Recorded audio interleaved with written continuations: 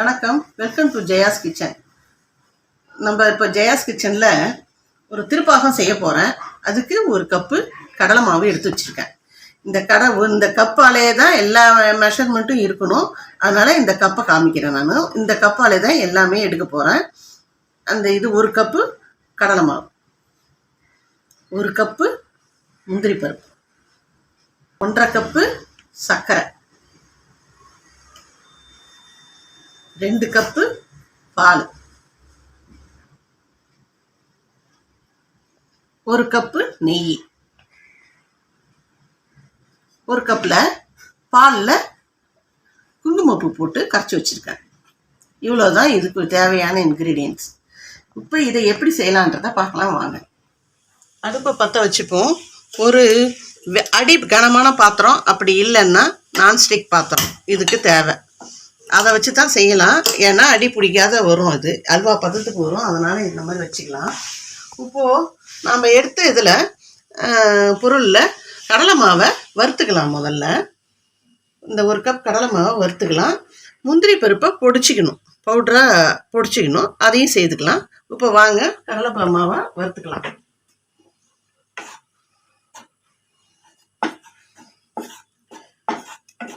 இது ரொம்ப கருகக்கூடாது, வாசனை வந்தாலே போதும். வறுத்துக்கிட்டு கருகெல்லாம் கூடாது. இப்போ கடலை மாவை வறுபட்டுடுச்சு, இந்த வாசனை வருது.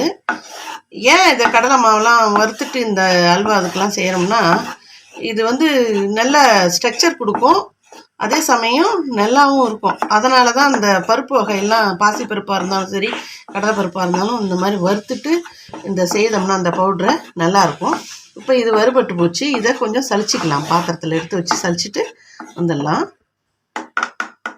இதை கொட்டி சலிச்சிக்கலாம்.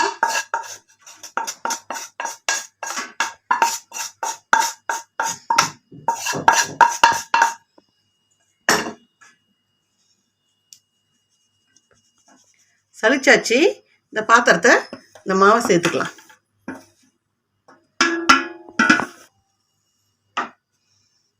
இப்போ 2 கப்பு பால் எடுத்து வச்சிருந்தோம் இல்லையா, அதை சேர்த்துக்கலாம். அதில் நான் அடுப்பை பற்ற வைக்கல, இன்னும் பற்ற வைக்காத இதை நல்லா கலக்கி, அந்த பபுள் எதுவும் இருக்காத அளவுக்கு நல்லா கலக்கிக்கணும். கலக்கினதுக்கு அப்புறம் தான் அடுப்பை பற்ற வச்சு நாம் அதை செய்யணும்.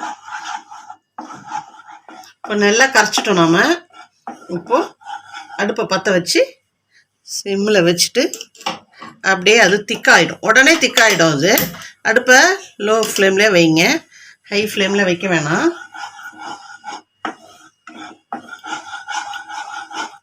இந்த மாவுக்கு 1.5 கப்பு சர்க்கரை போதும். 1.5 கப்பு அதிகமாக போட்டிங்கன்னா 2ன்னு சொல்லுவாங்க, அதனால் 2 போட்டிங்கன்னா ஓவர் சுகராக இருக்கும். 1.5 கப்பே போதும். அதுக்கு 1.5 கப்பே அதிகமாக இருக்கும். உங்களுக்கு எவ்வளோ சர்க்கரை போடணும்னு தோணுதோ அந்த அளவுக்கு தொட்டு போட்டுங்க. 1 cup, 1.5 cup, minimum maximum 1.5 cup. இது கை விடாமல் கிளறணும், ஏன்னா கட்டி கட்டி ஆகிடும். நம்ம கை விடாமல் கிளறிக்கிட்டே இருக்கணும். ஹீட் லோ ஃப்ளேமில் வச்சுட்டு செய்யுங்க. உடனே கட்டி ஆகிடும், ஏன்னா கடலை மாவு இல்லையா, அதனால் கட்டி ஆகிடும். பாருங்கள், கட்டி ஆகிடுது பாருங்கள். இப்போ திக்காயிடுது இல்லையா.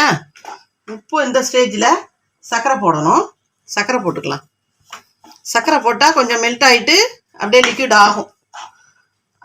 இதையும் போட்டு இல்லைங்களா, மெல்ட் ஆகிடுது. அப்படியே மெல்ட் ஆகி மறுபடியும் அப்படியே அல்வா ஸ்டேஜுக்கு அப்படியே திக்காக வரும். இப்போ பாருங்கள், அல்வா ஸ்டேஜுக்கு மாதிரி வருது. இப்போ ஒரு ஸ்பூன் நெய் அப்படியே விட்டுக்கலாம். கொஞ்சம் கொஞ்சமாக நெய் விட்டு செய்யணும். அதுக்கு கிண்டிக்கினே இருக்கணும். ஒரு 2-3 முறை கொஞ்சம் கொஞ்சமாக நெய் விட்டு செய்தால் நல்லாயிருக்கும். அது மறுபடியும் கொஞ்சம் நெய் விட்டுக்கலாம்.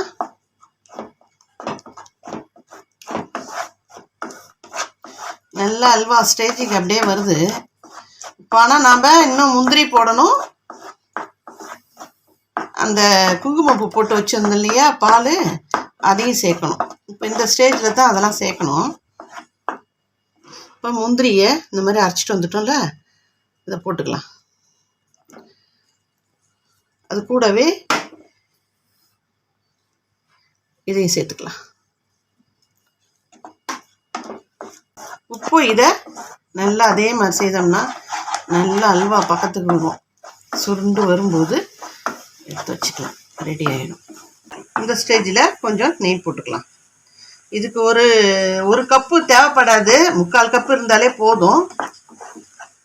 இது சூரசம்மாரத்து அன்னைக்கு, அது அன்னைக்கு தீபாவளி மாதிரி அன்னைக்கு செய்வோம். போலி இதெல்லாம் செய்து வச்சு படைப்பாங்க. அது இதையும் சேர்த்து வச்சு செய்து வச்சு படைப்பாங்க. அன்னைக்கு தான் ஸ்பெஷல். இது கந்த சஷ்டி சூரசம்மாரத்து அன்னைக்கு தான் செய்வோம். திருப்பாகம் ரெடி ஆயிடுது. இது திருநெல்வேலி ஸ்பெஷலுங்க. அது திருநெல்வேலியில் ரொம்ப ஸ்பெஷலாக செய்வாங்க. அது நாமளும் செய்கிறோம்.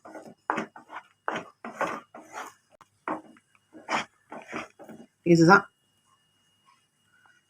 இதோட அல்வா மாதிரி இருக்கும். அது